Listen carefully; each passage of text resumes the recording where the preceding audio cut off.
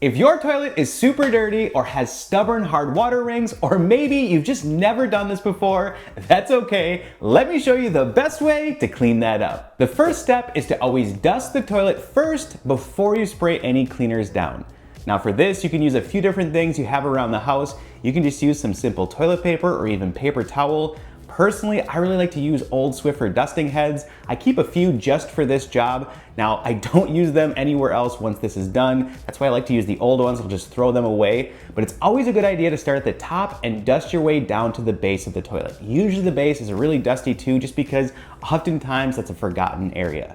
Now the reason this is so important is because if you just spray your cleaners down before dusting, all the hair and dust and things kind of becomes a sticky mess and can be really hard to remove from the porcelain.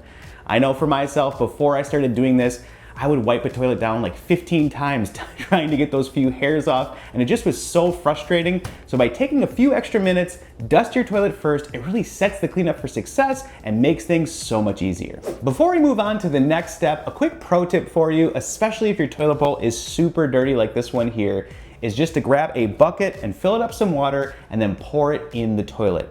Now what this does is manually flush the toilet, but the tank won't fill it back up. So that way when we have a low water level in there, the cleaner can actually get to and attack all the grime buildup. Now you don't have to do this every toilet clean, especially if it's just a routine quick clean. But if your toilet bowl again is super dirty, this just helps the cleaners work better so you don't have to scrub as much. The next step is to clean the toilet bowl. For this, I like to use the Clorox toilet bowl cleaner with bleach. I've been using this in my cleaning business for years, and it just does a really good job, and I love the way it smells. Now what you want to do is take the toilet bowl cleaner and go into 360 and apply a good layer of the toilet bowl cleaner to the bowl. Now for scrubbers, I personally prefer the brush over something like a silicone. I know those are a little newer and some people really like them. I just found that they don't do quite as good of a job, and the brush, having the stiff bristles, does a really good job to scrub all the grime and especially help you get in kind of the nooks and crannies and underneath the rim. Now I will say you do have to keep them clean so they last longer and don't get all nasty, so definitely stick around, I'll show you how to do that. The reason it's a good idea to always clean the toilet bowl first before you clean the rest of the toilet is because let's say you clean the outside then the toilet bowl, while you're scrubbing there, usually things splash and all of that, and you don't want to run the risk of recontaminating those areas that you already cleaned, because that means more work. Once you're done scrubbing, let the toilet bowl cleaner sit in the bowl for a minimum of 5 minutes. Now sometimes after cleaning your toilet bowl and you give it a good flush and rinse, some stains can remain. Now the first thing I always suggest is just clean the toilet bowl a second time. Sometimes if there's a lot of buildup, it just needs that extra scrub. Now the second thing you can try is a pumice stone. Now pumice stones work really good for things like hard water rings and things. However, you just want to be very careful with how you use them. Always make sure the surface is wet and lubricated, whether that's with water or cleaner, and don't scrub real hard. Let the pumice stone do the work. Now the last thing I always mention is sometimes you might need a specialized cleaner depending on your area. Let's say you have really bad rust in your water, or maybe limescale or just the hard water there. By leveling up your cleaner here, this can help attack those specific things. One quick pro tip to keep in mind if you have a septic tank is to always check the label and make sure that the cleaners you're using are septic safe. The next step is to clean the rest of the toilet. Now if you are doing a deep clean, I always like to recommend that you remove the seat.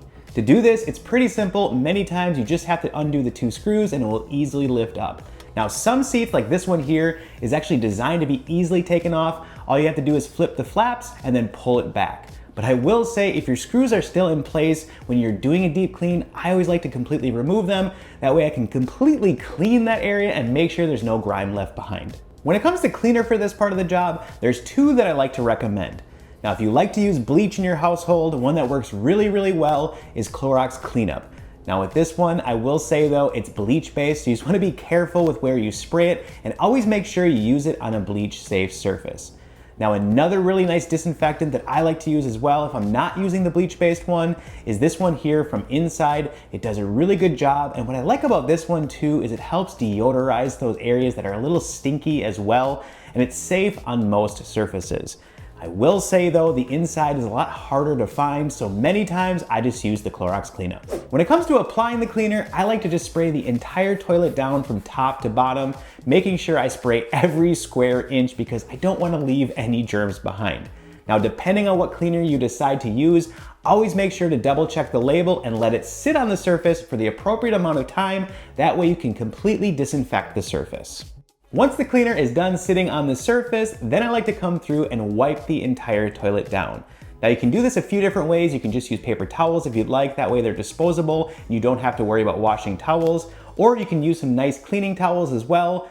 Personally, I like to use a 2-towel system, 1 damp towel to completely rinse and remove anything that might be remaining on the surface, and then I come through with a dry, clean microfiber towel and completely buff the porcelain. I like to fold my towel in 4s while I'm cleaning the toilet. That way I can clean an area and flip the towel over and always get a nice clean side of the towel to wipe down the next section. This not only helps cross-contamination, but it also makes sure that I'm removing as much as I can from the surface because I'm using a clean side of the towel, and that way it can pick everything up. Now, another pro tip while you're cleaning the toilet is to always clean the ground around the toilet. Just spray your disinfectant down and let it sit and follow that same process of giving it a quick rinse and wipe down. The reason this is really important is many times I'll go into a bathroom and the client will be like, there's just a stinky odor, I don't know where it's coming from. If you use a black light, many times you can find some splash and splatter around the toilet there that just has gone uncleaned, and then unfortunately that just sits there and causes stinky odors. So when you're doing a deep clean, clean all around the toilet, especially on the floor there, so you don't have that. Now when it comes to cleaning the seat, if you did remove it for a deep clean like we did today, all you need to do is just spray it down with that disinfectant, again let it sit, and then come through and give it a good rinse and dry before you put it back on.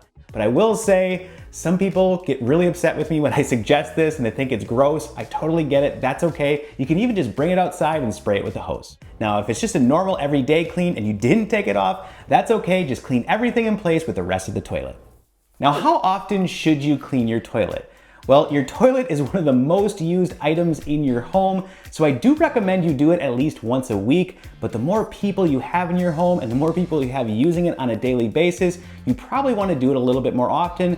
Some homes I know even do it once a day. That way you keep it clean and you don't have to do a deep clean as often. There's 2 things you should always do once your toilet is looking nice and clean. First of all, give yourself a big high five. You did it, now you're cleaning like a pro.